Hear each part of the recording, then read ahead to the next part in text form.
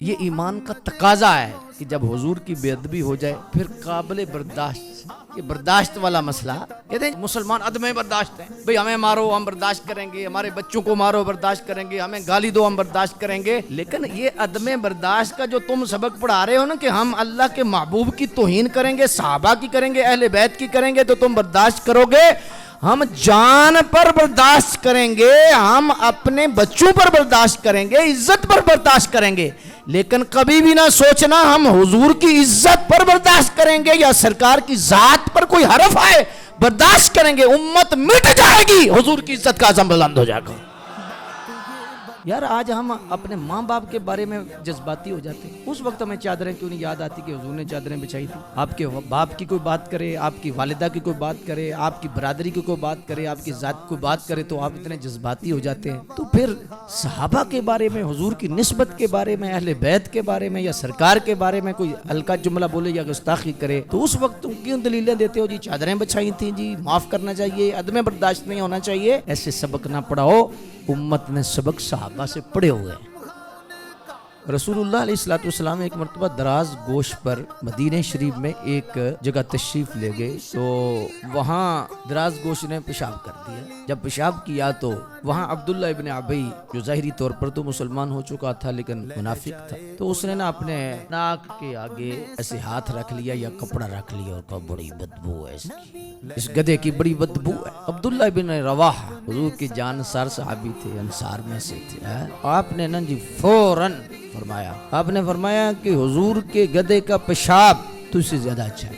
حضرت عبداللہ بن رواحہ نے جب یہ فرمایا نا، وہ جو پنجابی کہتے ہوتے تھے ماں مار گئی، کہ حضور علیہ السلام کی جب عزت کا مسئلہ آئے تو پھر سوچتے نہیں، فوراً ایکشن کر دیتے۔ پتہ چلا کہ منافقین ہمیشہ نسبت رسول کا پاس نہیں کرتے، تو اس سے پتہ چلا کہ جب حضور کی عزت پر حملہ ہو جائے تو پھر نعتیں پڑھنے سے کام نہیں چلے گا، دشمن کا منہ بند کرنے سے اور بدلہ لینے سے کام چلتا ہے۔ اللہ عرش حق ہے، مسند رفعت رسول اللہ کی دیکھنی ہے، حشر میں عزت رسول اللہ۔ دونوں طرف سے جنگیں تھی، وہ اجتہاد کی بنا پر تھی۔ حضرت امیر معاویہ رضی اللہ تعالیٰ کا تقاضا تھا کہ قاتلین عثمان کو ہمارے حوالے کیا جائے۔ مولا علی فرماتے تھے حالات نہیں ٹھیک، تھوڑی دیر ٹھہر جو، ہم بھی اس چیز کے حق میں ہیں، حالات نہیں ٹھیک، ہم پھر مل کے کافر ماریں گے۔ نہیں کہا نہیں ابھی، وہ اسی وقت بدلہ لینے کے حق میں تھے۔ مولا علی کہتے تھے تھوڑی تاخیر سے۔ اس معاملے میں حضرت مولا کائنات حیدر کرار کرم اللہ وجہ الکریم کی ذات گرامی، آپ کا فیصلہ حق پر مبنی تھا، اور حضرت امیر معاویہ رضی اللہ تعالیٰ کا جو فیصلہ تھا وہ خطا پر مبنی تھا، حق کے مقابلے میں خطا تھی۔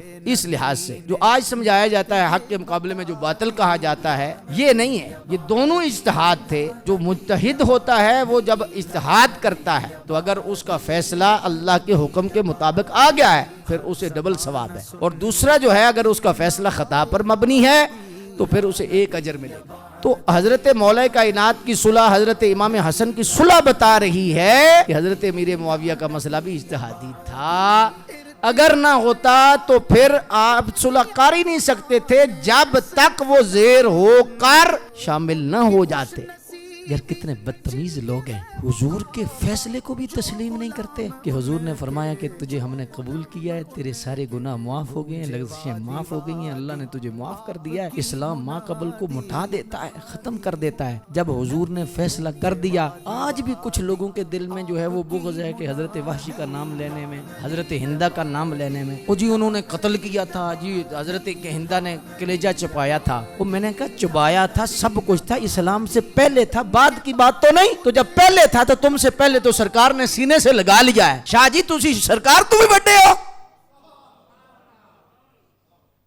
اشہد ان لا الہ الا اللہ واشہد ان محمدا عبدہ ورسولہ، اما بعد فاعوذ باللہ من الشیطان الرجیم، بسم اللہ الرحمن الرحیم۔ وَإِن طَائِفَتَانِ مِنَ الْمُؤْمِنِينَ اقْتَتَلُوا فَأَصْلِحُوا بَيْنَهُمَا فَإِن بَغَتْ إِحْدَاهُمَا عَلَى الْأُخْرَى فَقَاتِلُوا الَّتِي تَبْغِي حَتَّى تَفِيءَ إِلَى أَمْرِ اللَّهِ فَإِن فَاءَتْ فَأَصْلِحُوا بَيْنَهُمَا بِالْعَدْلِ وَأَقْسِطُوا ان اللہ یحب المقسطین انما المؤمنون اخوة فاصلحوا بین اخویکم واتقوا اللہ لعلکم ترحمون۔ صدق اللہ مولانا العظیم۔ ان اللہ وملائکتہ یصلون علی النبی یا ایہا الذین آمنوا صلوا علیہ وسلموا تسلیما۔ الصلاۃ والسلام علیک یا سیدی یا رسول اللہ وعلی آلک واصحابک یا سیدی یا حبیب اللہ۔ الصلاۃ والسلام علیک یا سیدی یا خاتم النبیین وعلی آلک واصحابک یا سیدی یا خاتم المعصومین۔ حمد و صلوات کے بعد اللہ کا شکر ہے، درس قرآن شریف کی تیسری اور بابرکت نشست میں ہم سب حاضر ہیں۔ اللہ کتاب رحمت کے فیضان سے ہم سب کو مالا مال فرمائے، قرآن مجید فرقان حمید کی برکات ہمیں نسلوں تک عطا فرمائے، اور صحیح معنوں میں قرآن مجید کو سمجھنے اور اس پہ عمل کرنے کی توفیق عطا فرمائے۔ ہم نے گزشتہ دروس کے اندر سورہ حجرات شریف کی 8 آیات کی مختصر تشریح سمجھنے سننے کی سعادت حاصل کی۔ آج آیت نمبر 9 اور آیت نمبر 10 بڑا اہم مضمون ہے۔ معاشرتی زندگی میں قدم قدم پر پیش آنے والے مسائل کا تذکرہ ان 2 آیات میں موجود ہے، اور اگر انسان اس اللہ کے فرمان کو سمجھ لے اور اللہ کے قانون کو سمجھ لے تو اس کے دل میں بھی امن آ سکتا ہے، گھر میں بھی آ سکتا ہے، اور پھر پوری دنیا میں بھی آ سکتا ہے۔ اسلام امن چاہتا ہے، اور اسلام کے اندر ایسی خوبی ہے کہ جدھر جدھر اسلام ہوگا ادھر حسن ہوگا، ادھر خوبصورتی ہوگی، ادھر دکھ ختم ہو جائیں گے، چین آ جائیں گے۔ جتنے دکھ ہیں، جتنی بیماریاں ہیں، اسلام سے دوری کی وجہ سے۔ اسلام چین دیتا ہے، سکون دیتا ہے، اور خوبصورتی دیتا ہے، حسن دیتا ہے، برکت دیتا ہے۔ گزشتہ آیات میں ہم نے اللہ کے محبوب صلی اللہ علیہ وسلم کے آداب کو سیکھا، پھر اس کے بعد یہ چیز بیان ہوئی کہ جب تمہیں کوئی خبر پہنچے تو اس کی تحقیق کرنی ضروری ہے۔ اگر تحقیق نہیں کرو گے تو پھر ہو سکتا ہے کہ بہت بڑی شرمندگی کا تمہیں سامنا کرنا پڑے، اور اس کی وجہ یہ ہے کہ تمہارے اندر میرے محبوب موجود ہیں۔ میرے محبوب کے فیصلے پر اپنی ذاتی رائے کو ترجیح نہ دو، اپنی ذاتی رائے ان سے ڈسکس کر کے تو ان پر زور نہ لگاؤ کہ آپ یہی مانیں، بلکہ وہ میرے محبوب ہیں، میرے رسول ہیں، وہ میری اطاعت کے اور تابعداری کے پابند ہیں اور میری وحی کے پابند ہیں۔ تو یہ چیزیں بیان کر کے پھر جو آج کا مضمون ہے وہ بیان کیا گیا ہے۔ وَإِن طَائِفَتَانِ مِنَ الْمُؤْمِنِينَ اقْتَتَلُوا فَأَصْلِحُوا بَيْنَهُمَا، اور اگر مسلمانوں کے 2 گروہ آپس میں لڑیں تو ان میں صلح کراؤ۔ فَإِن بَغَتْ إِحْدَاهُمَا عَلَى الْأُخْرَى فَقَاتِلُوا الَّتِي تَبْغِي حَتَّى تَفِيءَ، پھر اگر ایک دوسرے پر زیادتی کرے تو اس زیادتی والے سے لڑو۔ تبغی حتی تفیء الی امر اللہ، یہاں تک کہ وہ اللہ کے حکم کی طرف پلٹ آئے۔ فَإِن فَاءَتْ فَأَصْلِحُوا بَيْنَهُمَا، پھر اگر پلٹ آئے تو انصاف کے ساتھ صلح کرا دو۔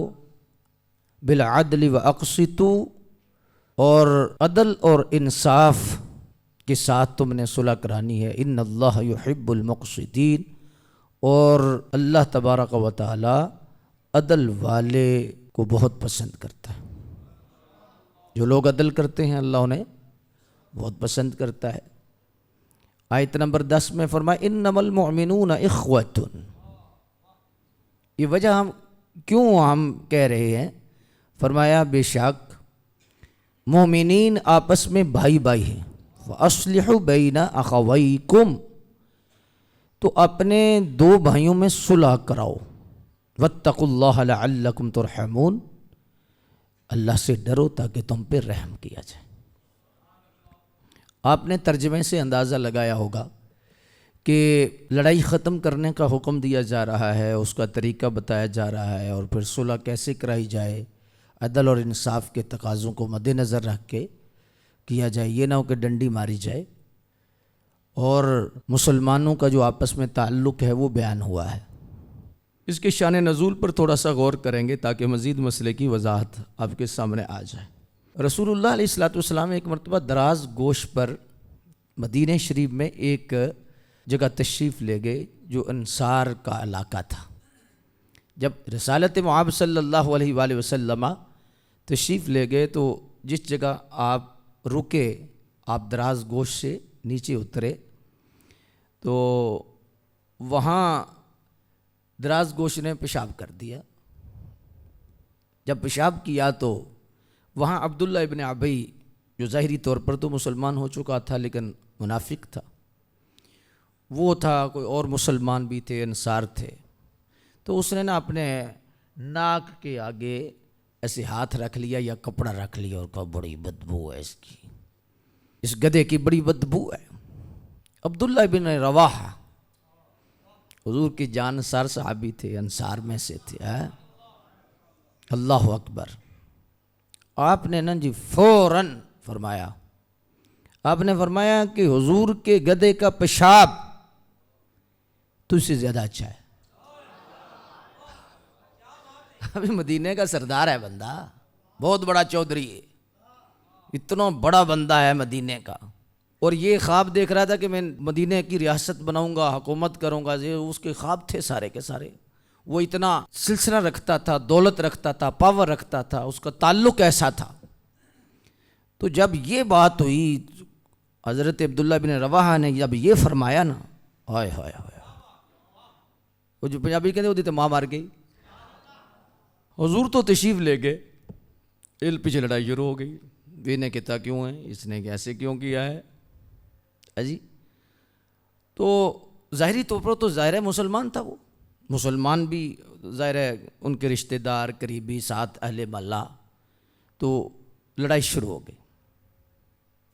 سرکار کو پتہ چلا تو حضور واپس تشریف لائے تو حضور نے صلح کرائی. اس وقت یہ آیت نازل ہوئی، اسی جگہ پر یہ آیت مبارکہ نازل ہوئی. لیکن یہاں پر ایک بڑی قابل غور بات ہے. وہ کیا ہے کہ حضور علیہ الصلوۃ والسلام کی جب عزت کا مسئلہ آئے تو پھر سوچتے نہیں، فوراً ایکشن کر دیتے. عبداللہ ابن رواحہ کا ایکشن دیکھو، بات ایکشن کی نہیں، بات دیکھو حضور نے قائم رکھا. یہ نہیں فرمایا تم نے کیا یار کر دیا، اتنا بڑا بندہ تھا تو اس نے میری گستاخی تو کی نہیں، اس نے تو میرے دراز گوشت کی ہے. تو حدیث سے پتہ چلا کہ حضرت عبداللہ ابن رواحہ نے اتنا بھی گوارا نہیں کیا کہ سرکار کے گدھے کے بارے میں کوئی بندہ یہ کہے کہ اس کے پیشاب کی بدبو ہے. تو فوراً ایکشن کر کے فرمایا اس گدھے کے پیشاب میں خوشبو ہے، تیرے سے تو وہ بھی اعلیٰ ہے.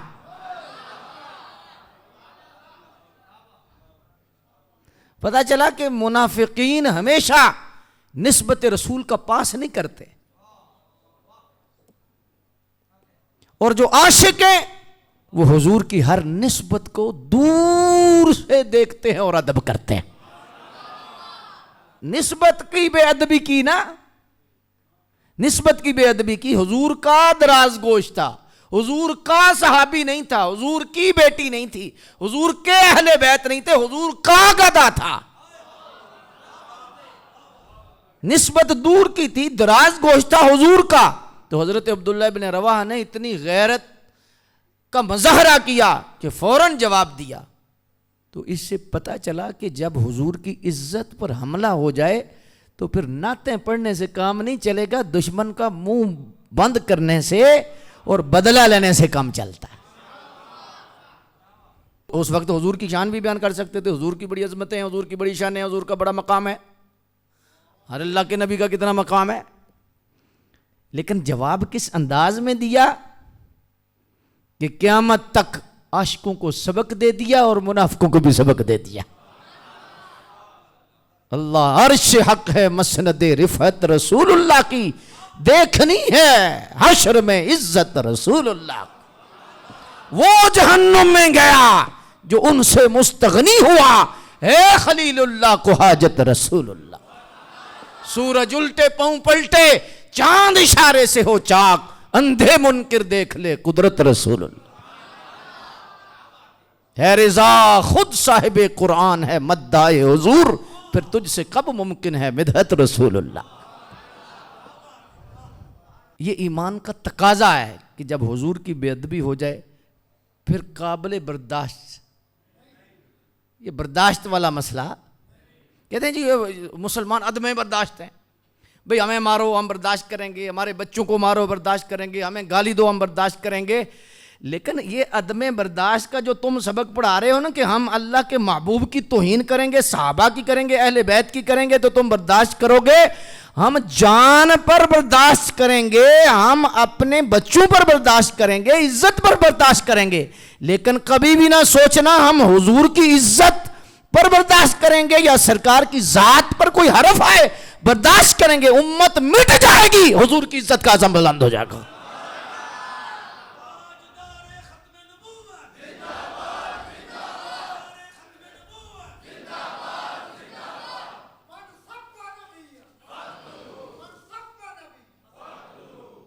حضرت غازی ممتاز شہید رحمۃ اللہ تعالی علیہ کا جب مسئلہ ہوا تو اس پر بڑے بڑے لبرل لوگوں نے ٹی وی میں آ کر دیکھو جی عدم برداشت ہو گیا جی, یہ ہو گیا جی, حضور نے تو چادریں بچھائی ہیں, سرکار نے اتنی دشمنوں کو معاف کر دیا ہے. تو میں نے اس وقت یہ کہا تھا کہ یہ تم کیا سبق پڑھا رہے ہو؟ حضور نے دشمن کو معاف کیا, حضور نے چادر بچھائی, ہمارے لیے سنت بنی کہ ہم اپنے دشمن کو معاف کریں, ہم دشمن کے لیے چادر بچائیں, یہ سنت بنی نا. یہ سنت تو نہ بنی کہ حضور کے دشمن کو معاف کریں.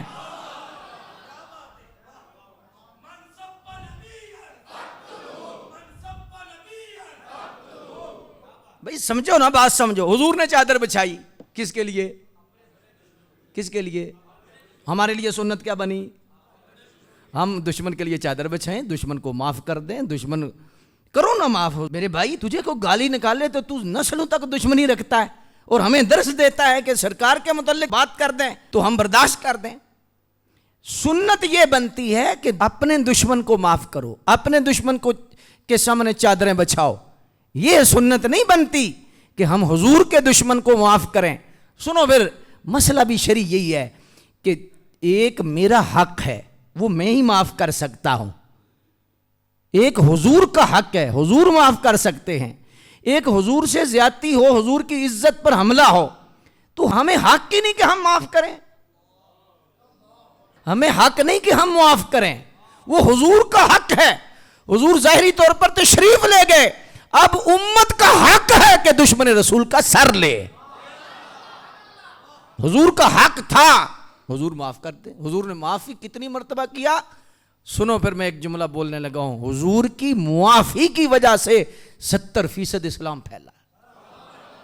حضور نے تو معافی کی حد کر دی. سگی بیٹی حضرت زینب کے قاتل کو حضور نے معاف کیا. فتح مکہ کے موقع پر آیا تو سرکار نے فرمایا میں نے تجھے پہچان لیا, بیٹیاں بڑی پیاری ہوتی ہیں لیکن مجھے اسلام پیارا ہے, میں نے تجھے معاف کر دی. سراقہ بن مالک ہجرت کے موقع پر کیا ہوا تھا؟ ہجرت کے موقع پر بالکل جب حضور غار سور سے نکل کر تو آگے گئے نا, تو پیچھے قریش نے نام رکھ دیا, ابو جہل نے نام رکھ دیا, 100 اونٹ دیں گے, اتنے پیسے دیں گے جو سر لے کے آئے گا. سراقہ بن مالک پیچھے گئے, دوڑتے دوڑتے دوڑتے پیچھے گئے. تھوڑا وقفہ رہ گیا, حضور تلاوت فرما رہے تھے. حضور بخاری شریف میں ہے کہ حضور کی تلاوت کی آواز اس کے کانوں میں پڑی. جناب صدیق اکبر پاک نے فوراً پیچھے دیکھا تو عرض کرنے لگے کہ یا رسول اللہ پیچھے کوئی بندہ آ رہا ہے. فرمایا ابو بکر لا تحزن. جب تھوڑا قریب آیا نا تو سرکار نے ایسے پیچھے دیکھا, زمین نے سراقہ کے گھوڑے کو پکڑا, سارے پاؤں زمین میں گھوڑے کے دنس گئے, اور جب جانور کے اگلے پاؤں دنس جائیں تو جانور الٹا پڑتا ہے, بالکل الٹا پڑتا ہے, ایسے نیچے گرے, گھوڑا اوپر اور وہ نیچے, لیکن گھوڑے کے پاؤں زمین سے نکلے نہیں. کہا مجھے معاف کر دیں, آپ بڑے کریم ہیں. کہا سراقہ معاف کر دی, جا تجھے معاف کر دی, معاف کر دیا جا. گھوڑے کے پاؤں کو زمین نے چھوڑا, جب زمین نے پاؤں کو چھوڑا تو لالچ تھا, پھر نیت بدل گئی, اٹھا تو نیت دل کے اندر جو تھا پھر زمین نے پکڑ لیا. کہا میں تو ویسے سوچ رہا تھا, میں ویسے سوچ رہا تھا, ہم معاف کر دیں. ہاں معاف کر دی. تیسری مرتبہ پھر نیت خراب ہو گئی. جب تیسری مرتبہ زمین نے پکڑا نا تو پھر کہا معاف کر دیں, تو حضور مسکرا پڑے. حضور نے فرمایا بھی 100 اونٹوں کی لالچ ہے, تجھے پسند نہیں, تجھے پسند نہیں سراقہ. جب ایران فتح ہوگا تو کسرا کے سونے کے کنگن تیرے ہاتھوں میں پڑے گے, تو ابھی خوش نہیں ہوگا. سرکار کا اپنا دور بھی, صدیق اکبر پاک کا دور بھی, پھر یہ فاروق اعظم کے دور میں ایران فتح ہوا ہے. کسرا کے کنگن مدینے میں آئے, مسجد نبوی میں کنگن پڑے ہیں. حضرت عمر نے زور سے آواز دی, این سراقہ ابن مالک, زور سے آواز دی, کہاں ہے سراقہ ابن مالک؟ جی حضور میں حاضر ہوں. تو آپ کو دیکھ کے فرمایا صدقتا یا رسول اللہ, میری سرکار نے سچ فرمایا, آ تجھے میں کنگن پہناؤں. سونے کے کنگن مرد کو جائز نہیں, لیکن حضرت عمر پاک نے نافذ کیا, کنگن پہنائے. کہا میری حضور کی زبان سے نکلا تھا کنگن پہناؤں گا, کنگن ضرور پہناؤں گا. سرکار نے فرمایا تھا. اللہ اکبر. اس وقت پھر سرکار نے معاف کر دیا, اور پھر غزوہ حنین کے موقع پر یہ ایمان لائے, اور پھر یہ سارے کا سارا سلسلہ ہوا. میرے عرض کرنے کا مقصد یہ ہے کہ حضور نے جو معافیاں دی ہیں, لا تثریب علیکم اليوم, فتح مکہ کے موقع پر کھلی عام معافی کا اعلان کر دیا ہے. جی جانی دشمنوں کو معاف کیا ہے, بڑے بڑے دشمنوں کو معاف کیا ہے, حد کر دی ہے. اب دیکھیے نا حضرت وحشی کو کس انداز میں معاف کیا. جب آئے نا حضرت وحشی, جب آئے اللہ اکبر, تو پیچھے تھے. فرمایا میں نے تجھے پہچان لی ہے, آگے نہیں آنا, کلمہ پڑھ لے, تجھے میں سینے سے لگاتا ہوں, معافی ہے. بس مجھے چچا کی یاد بڑی آتی ہے, میرے چچا بڑے پیارے چچا تھے حضرت امیر حمزہ. فرمایا میرے سامنے بس نہیں آنا, بس مجھے ان کی یاد آ جاتی ہے. باقی یہ نہیں کہ تیرا کوئی جرم ہے, سب اسلام ہر جرم مٹا دیتا ہے, اسلام ہر شے ختم کر دیتا ہے. میں آہستہ سے ایک جملہ کہوں, یار کتنے بدتمیز لوگ ہیں, حضور کے فیصلے کو بھی تسلیم نہیں کرتے کہ حضور نے فرمایا کہ تجھے ہم نے قبول کیا ہے, تیرے سارے گناہ معاف ہو گئے ہیں, لغزشیں معاف ہو گئی ہیں, اللہ نے تجھے معاف کر دیا ہے. اسلام ما قبل کو مٹا دیتا ہے, ختم کر دیتا ہے. جب حضور نے فیصلہ کر دیا, آج بھی کچھ لوگوں کے دل میں جو ہے وہ بغض ہے کہ حضرت وحشی کا نام لینے میں, حضرت ہندہ کا نام لینے میں, او جی انہوں نے قتل کیا تھا, جی حضرت ہندہ نے کلیجہ چپایا تھا. وہ میں نے کہا چبایا تھا, سب کچھ تھا, اسلام سے پہلے تھا, بعد کی بات تو نہیں. تو جب پہلے تھا تو تم سے پہلے تو سرکار نے سینے سے لگا لیا ہے. شاہ جی تسی سرکار تو بھی بڑے ہو,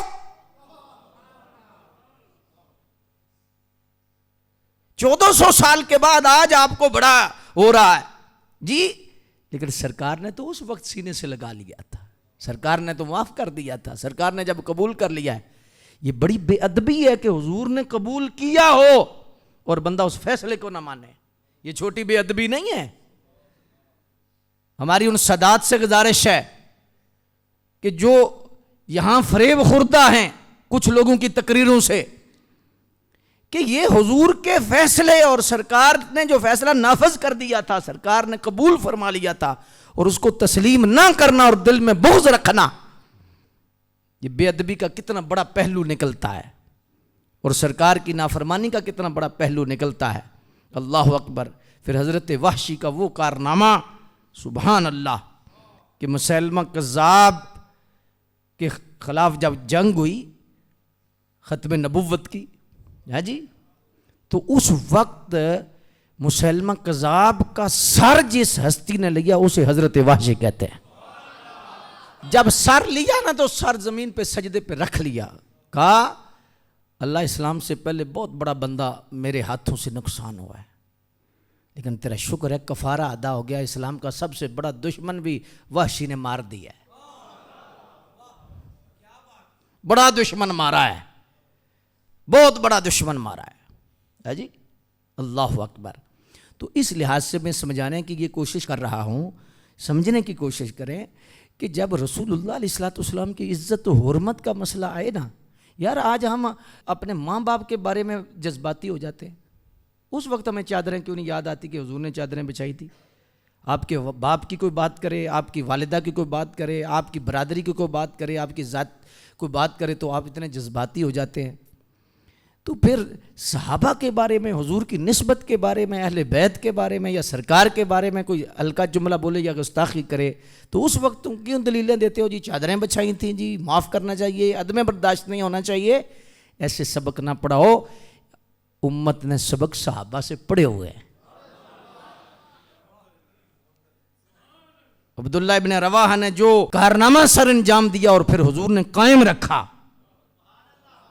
یہ حدیث تقریری ہے، ایک ہے قولی، ایک ہے فعلی۔ حضور کلام کریں تو حدیث قولی، حضور کام کریں تو حدیث فعلی، اور حضور کے سامنے کوئی بات ہو اور حضور خاموش ہو جائیں، قائم رکھیں، حدیث تقریری ہے۔ حدیث تقریری ہے کہ حضور نے اس مسئلے کو قائم رکھا، یہ نہیں فرمایا، بلکہ سرکار خوش ہوئے، سرکار خوش ہوئے۔ اچھا، اس نے ڈائریکٹ سرکار کی بے ادبی کی تھی؟ دراز گوش، بڑی بدبو آتی ہے، بریک سمجھنے والے لوگ ہیں، جب حضور کا پیار آتا ہے تو بریکیاں آ جاتی ہیں، محبت اپنے انداز خود سمجھا لیتی ہے، جی۔ تو پھر آپ نے نا فوراً جواب دیا، برجستہ دیا، اس کا پیشاب تجھ سے تو زیادہ خوشبودار ہے بدبخت۔ تو اس پر لڑائی ہوئی، تو پھر سرکار نے آ کے صلح کرائی۔ تو یہ آیت اس وقت نازل ہوئی کہ جب دو مسلمان گروہوں کے درمیان آپس میں لڑ پڑیں تو ان میں صلح کراؤ، جی، یہ اس وقت آیت نازل ہوئی۔ صلح کرانے کی بڑی فضیلتیں ہیں۔ صلح جو بندہ کراتا ہے، اللہ تعالیٰ کی طرف سے اس کو ایسے ایسے انعامات ملتے ہیں، ایسے ایسے انعامات ملتے ہیں۔ یہ دو چیزیں ہیں، جس بندے کے اندر صلح کرانے کا جذبہ ہے نا، اس بندے کا ایمان سلامت رہتا ہے، ایمان سلامت رہے گا۔ یہ اللہ کو بھی پسند ہے، اللہ کے حبیب کو بھی پسند ہے۔ حضرت عمر پاک فرماتے ہیں ایک دن نا حضور بیٹھے بیٹھے مسکرا پڑے، بڑے ہی مسکرائے، جن کے گچھوں سے لچھے جڑیں نور کے، اس تبسم کی عادت پہ لاکھوں سلام ہے۔ تو سرکار نہ مسکرا پڑے اور بڑے ہی مسکرائے، حضور کے دندان مبارک ظاہر ہو گئے۔ تو حضرت عمر آہستہ سے عرض کرنے لگے، حضور خیر ہے؟ ورنہ اللہ صلح کرا رہا ہے، سر عرش پر تیری نظر دل فرج ہے، اللہ صلح کرا، کہاں نظر ہے؟ مسکرا کے در رہے ہیں۔ فرمایا دو بندے قیامت والے دن اللہ کے حضور پیش ہو جائیں گے، ابھی قیامت آنی ہے، 1400 سال بعد تو ہم ہیں، اور حضور ادھر دیکھ کر مسکرا رہے ہیں۔ قیامت کے بعد ابھی واقعہ ہونے والا ہے، بندے رب کے حضور پیش ہونے والے ہیں، ابھی وہ معاملہ رب فرمانے والا ہے، حضور پہلے دیکھ کر اس وقت مسکرا رہے ہیں۔ کیا علم اللہ نے سرکار کو عطا فرمایا، کیا شان اللہ نے سرکار کو عطا فرمایا۔ درس قرآن تو سارے ہی دیتے ہیں، ہاں ہاں کرنے سے درس قرآن نہیں ہوتے. قرآن سمجھ آتا ہے حضور کے ادب سے سمجھ آتا. رسول اللہ صلی اللہ علیہ وسلم کا ادب جتنا ہوگا احترام سنو نا. حضرت عبداللہ ابن عباس کو حضور نے دعا دی تھی. کیوں دعا دی تھی؟ سرکار نے تہجد پڑھ کے جب پڑھتے تو حضرت عبداللہ ابن عباس کو ساتھ کھڑا کرتے. امام حسن اور یہ دونوں ہم عمر تھے, چھوٹے چھوٹے تھے, وہ دونوں کو کھڑا کر لیتے. اور کبھی کبھی ایسا ہوتا کہ حضرت امام حسن پاک نا سرکار کے جو پاؤں مبارک تھے دونوں پنڈلیاں مبارک, اس میں آگے سر مبارک کر لیتے, لیکن آگے گزرنے کی کوشش کرتے تو آگے نکل نہ پاتے. کبھی آگے سے آتے, کبھی پیچھے. حضور تہجد ادا کر رہے ہوتے. اچھا یہاں پر ایک مسئلہ میرے ذہن میں مستحضر ہوا, عرض کر دو, آپ کا من راضی ہو جائے گا. حضرت امام حسن کی عمر ہے 5 سال. کتنا ایک آپ کا جسم ہوگا؟ سر گزرا ہے اور جسم نہیں گزر رہا. پتہ چلا کہ حضور کے کھڑے ہونے کا انداز ایسے نہیں, ایسے ہے. بھئی بچہ بھی نہیں گزر سکا. امام حسن بچے گزر نہیں سکے پاؤں سے. پھر سلام ہے امام اعظم ابو حنیفہ پر. حضور جیسے کھڑے ہوتے تھے ایسے کھڑے ہوں گے.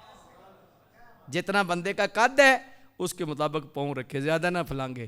حسن بھی خراب ہوتا ہے, بندہ سونا بھی نہیں لگتا, کوجا لگتا ہے. اور جتنا بندے کا قد کاٹ ہے نا, جسا ہے, اس کے مطابق جب کھڑا ہوگا نا تو کھڑا ہو کے تو ہاتھ ناف کے نیچے بن جائے گا, ویسے ہی سونا لگنے لگ جائے گا. تو حضرت امام حسن گزر نہیں سکتے تھے. حضرت عبداللہ ابن عباس کو حضور کیا کرتے؟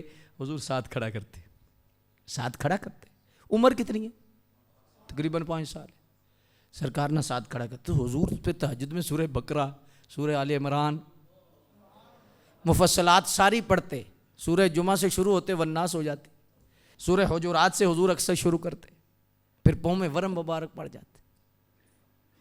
پھر اللہ فرمایا یا ایھا المزمل قم اللیل, تھوڑا کر لے محبوب, تھوڑا کر لے, تھوڑا کر لے.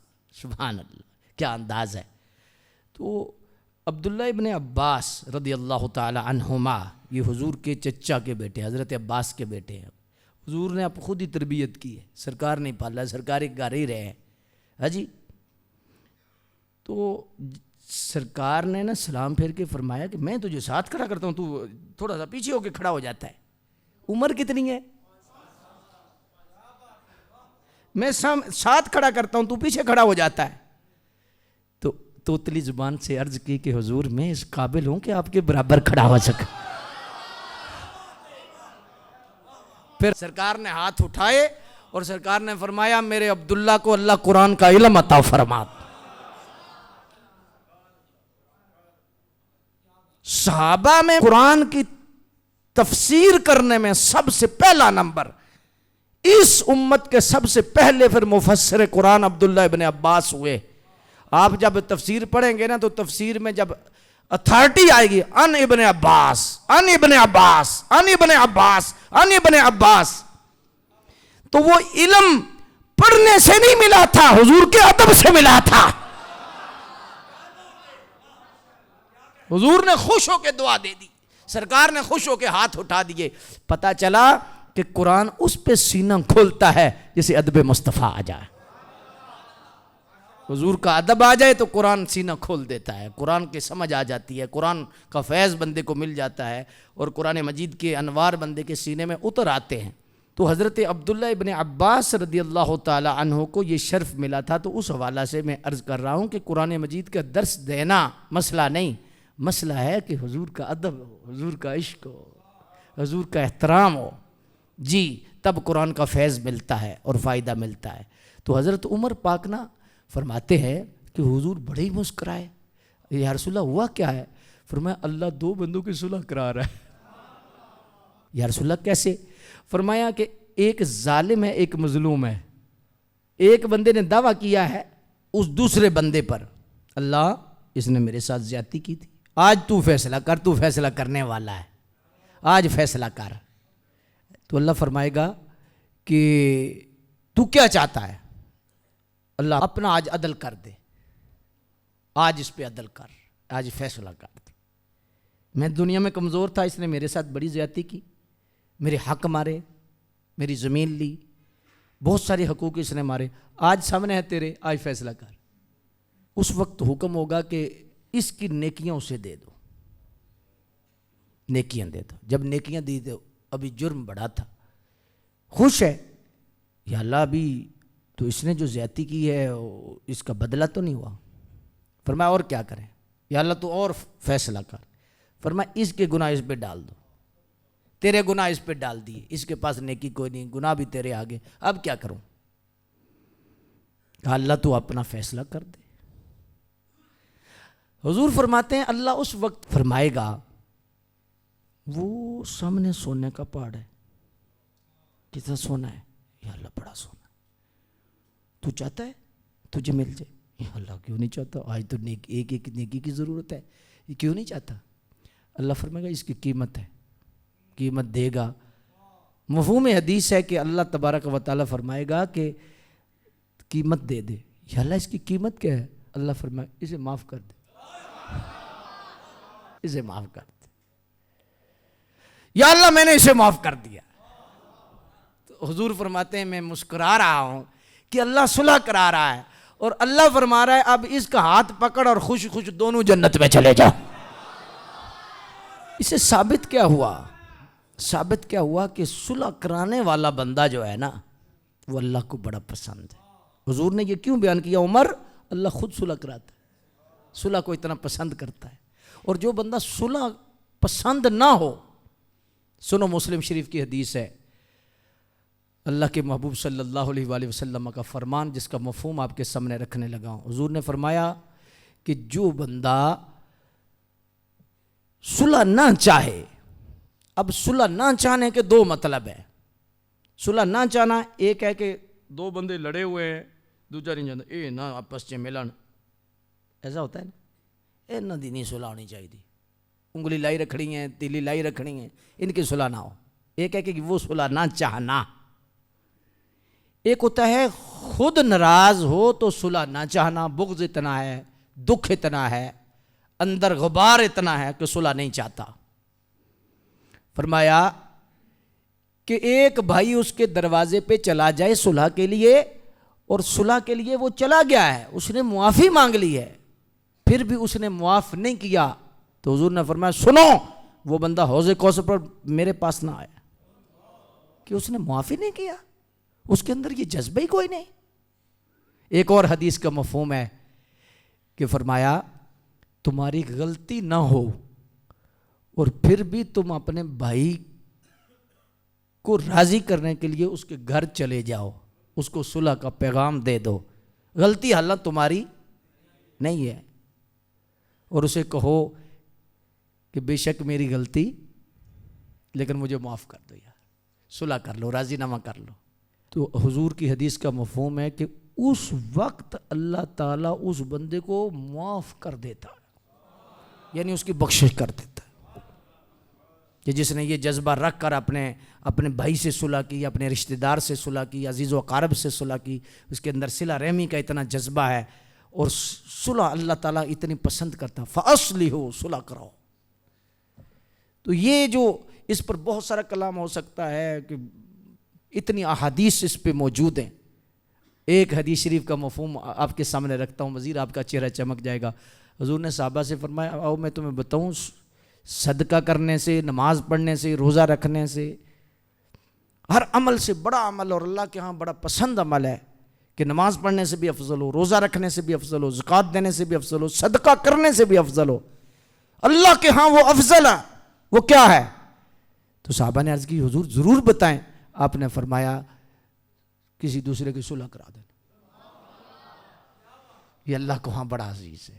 فَأَصْلِحُوا, صلح کرا دو. کیا کرو, کیا کرو, صلح کرا دو. یہ اللہ کو بہت پسند ہے. اور اس آیت مبارکہ میں ہے کہ فَأَصْلِحُوا بَيْنَهُمَا, جب دو گروہ آپس میں لڑ پڑیں تو پھر ان میں صلح کرو. جو اگلا جو حکم ہے وہ فَإِن بَغَتْ إِحْدَاهُمَا عَلَى الْأُخْرَى فَقَاتِلُوا الَّتِي تَبْغِي, کہ اگر ایک گروہ دوسرے پر زیادتی کر رہا ہے اور وہ حق پر بھی نہیں, ایک گروہ حق پر ہے, تو پھر تم حق کے ساتھ کھڑے ہو, اور حق کے ساتھ کھڑے ہو کر اسے سمجھاؤ، کوشش کرو صلح کی، نہیں تو پھر کیا کرو، پھر فقاتلو، پھر تم لڑائی کرنے کے حق بجانا تم اس کے ساتھ کھڑے ہو کے قتال کر سکتے ہو۔ لیکن یہ کیا ہے کہ وَإِن طَائِفَتَانِ مِنَ الْمُؤْمِنِينَ، یہ دونوں مومنوں کے گروہ ہیں۔ اللہ اکبر۔ اور اس میں یہ ہے کہ جو بادشاہ وقت ہے، جو امیر اسلام ہے، اسلام کا بادشاہ ہے، خلیفہ وقت ہے، وہ اس چیز کو نافذ کرے گا۔ اور ایک گروہ اگر بغاوت کر رہا ہے، باغی ہو گیا ہے، تو وہ اس کو صلح کا پیغام بھیجے گا، نہیں تو پھر ان کے ساتھ لڑائی کرے گا۔ لیکن باغی ہونے والا کفر نہیں کر رہا، یہ فسق میں ہی رہے گا۔ یہ بڑا باریک مسئلہ ہے۔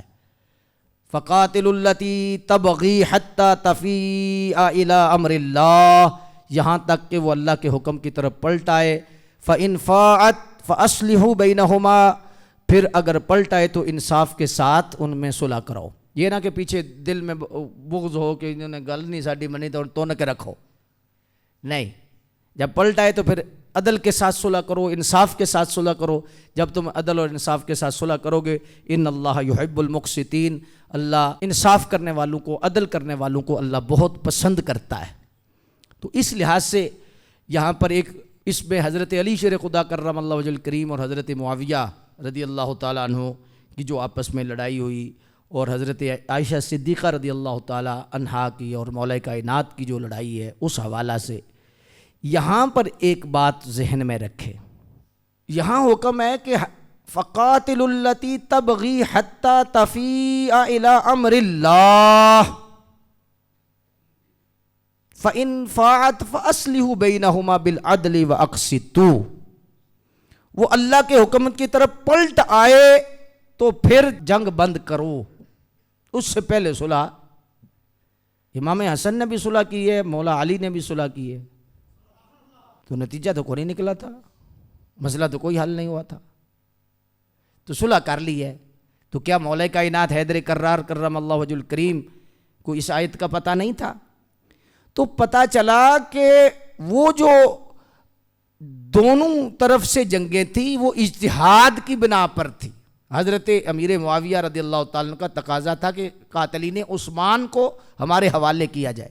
مولا علی فرماتے تھے حالات نہیں ٹھیک، تھوڑی دیر ٹھہر جو، ہم بھی اس چیز کے حق میں ہیں، حالات نہیں ٹھیک، ہم پھر مل کے کافر ماریں گے جنہوں نے حضرت عثمان غنی رضی اللہ تعالیٰ کو قتل کیا، قاتلین عثمان کا بدلہ لیں گے۔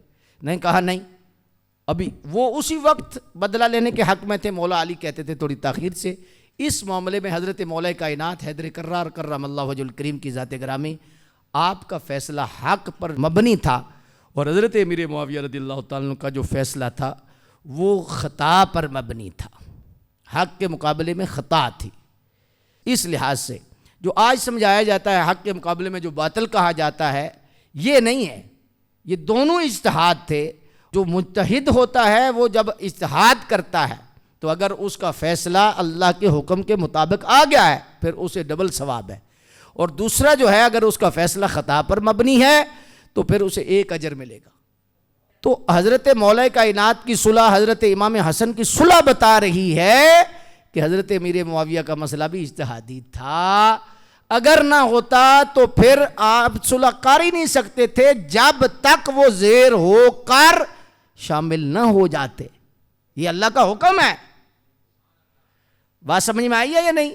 حتی تفیء الی امر اللہ، یہاں تک کہ وہ اللہ کے حکم کی طرف پلٹ آئے۔ تو پتہ چلا کہ وہ اللہ کے حکم میں ہی تھے، صرف خطا کیا تھی، نیت ٹھیک تھی، مسئلہ یہ تھا کہ یہ کام کرو، اللہ کے حکم سے نکلے۔ حضرت مولا کائنات کی صلح اور حضرت امام حسن پاک کی صلح یہ بتا رہی ہے کہ یہ مسئلہ ایسا ہے، اور اس پر انشاءاللہ میں تفصیل عرض کروں گا کہ اس وقت بھی تین گروہ تھے۔ ایک گروہ مولا کائنات کے ساتھ تھا، ایک حضرت امیر معاویہ کے ساتھ تھا، جید صحابہ تھے، عشرہ مبشرہ صحابہ، حضرت ابن زبیر جیسی شخصیت جنہیں حضور نے قطعی جنتی فرمایا، اور کچھ صحابہ ایسے تھے کہ جو نہ ادھر تھے نہ ادھر تھے، اب سب پہ فتویٰ لگے گا تو کیسے لگے گا؟ تو اس لحاظ سے ہمارا اہل سنت و جماعت کا جو موقف ہے، سبحان اللہ، ان سے خوشبو آتی ہے، وہ یہ ہے کہ حضرت سیدنا امیر معاویہ رضی اللہ تعالیٰ کا معاملہ خطا پر مبنی تھا، لیکن یہ وہ خطائے معصیت نہیں تھی، یہ خطائے اجتہادی تھی۔ تو اللہ تبارک و تعالی ہمیں عمل کی توفیق عطا فرما دے۔ انما المؤمنون اخوۃ فاصلحوا بین اخویکم، فرمایا مسلمان آپس میں بھائی بھائی ہیں، اور ان دونوں کے اندر کوئی ایسا مسئلہ بن جائے تو پھر صلح کرا دو۔ واتقوا اللہ، اللہ سے ڈرو، لعلکم ترحمون، تاکہ تم پر رحم کر دیا جائے۔ تو اس لحاظ سے معاف کرنا، صلح کرانا، اس کی احادیث میں اتنی فضیلتیں آئی ہیں۔ تو آج کے درس میں کم از کم جو چیزیں ہم نے سیکھی ہیں اس میں یہ سبق بھی ہم لے کے جائیں کہ ہمارا دل نرم ہونا چاہیے، ہم صلح پسند ہونے چاہیے۔ لڑائی اگر ہو جائے تو لڑائی کو ہمیں ختم کرانے والے ہوں، نہ کہ لڑائی بڑھانے والے ہوں۔ لڑائی بڑھانے والے منافق ہوتے ہیں۔ جی، مومن کا کام ہے کہ لڑائی کو ختم کرنا، صلح کرانا۔